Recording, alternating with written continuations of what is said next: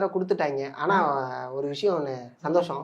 ஆமா, விவசாய சின்னம் விவசாய சின்னத்தால் ஓட்டு அதிகரிக்குமா தம்பி?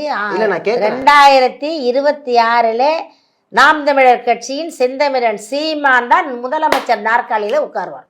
2026 என்ன எலெக்ஷன்ல % வச்சிருக்கீங்க? என்ன நீங்க முதலமைச்சருங்கறீங்க? நீங்க பாருங்க, நீங்க பாருங்க நடக்குதா இல்லையா பாருங்க. ஏன்னா இப்போ இந்த நிலைமையில நாட்டை ஆளக்கூடிய தகுதி யாருக்கு இருக்குன்னு நினைக்கிறாங்க மக்கள்? விஜய்க்கு இருக்குன்னு பாதி பேர் சொல்றாங்களே. விஜய் சின்ன பிள்ளை பாவம். அதுக்கு அது பிஜேபி கூட போயிருன்றாங்க.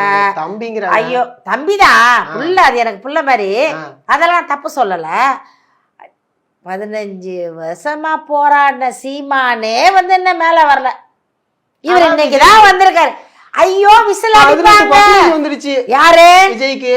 சர்வே பாத்தீங்களா? ரீசெண்டா ஒரு சர்வே வந்துச்சு. அந்த சர்வே எல்லாம் 98 போயிட்டாரு அவரு. உங்களுக்கு தெரியுமா ஒண்ணு? சொல்லுங்க. போன எலெக்ஷன்ல சர்வே எடுத்தாங்க. அப்போ டிடி தினகரன் தான் முதலமைச்சர் அவர்கள் சர்வே கொடுத்தாங்க. ஞாபகம் இருக்கா இல்லையா? கொடுத்தாங்க. ஆனா டிடிவி தினகரன் வரல, சசிகலாமா அந்த பக்கம் போயிட்டு தினகரன் அந்த பக்கம் போயிட்டாரு. யார் வந்தது? எடப்பாடி வந்துட்டாரு.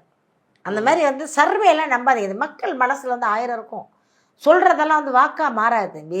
அடிக்கிற விசிலெல்லாம் வாக்கா வர கூட்டம் எல்லாம் ஓட்டா மாறாது தம்பி. நான் எந்த கூட்டத்தை சொல்றேன்னு உங்களுக்கு தெரியும். எந்த கூட்டமா இருந்தாலும் இப்ப ரீசன்ட்டா நடந்த கூட்டமுமே இது எங்களுடைய கூட்டம். அது எங்க குடும்ப விழா. மே 18 கூட்டம் அல்ல, அது எங்க குடும்ப விழா. வருடம் நாங்க செய்யறது. அந்த அங்க வந்தவங்க ஓட்டா மாறுவாங்களா? இவங்க எல்லாம் ஓட்டு போட்டவங்க, அவர்கள் குடும்பத்தை சார்ந்தவர்கள். எங்க கிட்ட உறுப்பினர் கார்டு வாங்கினவங்க தான் வந்திருக்காங்க.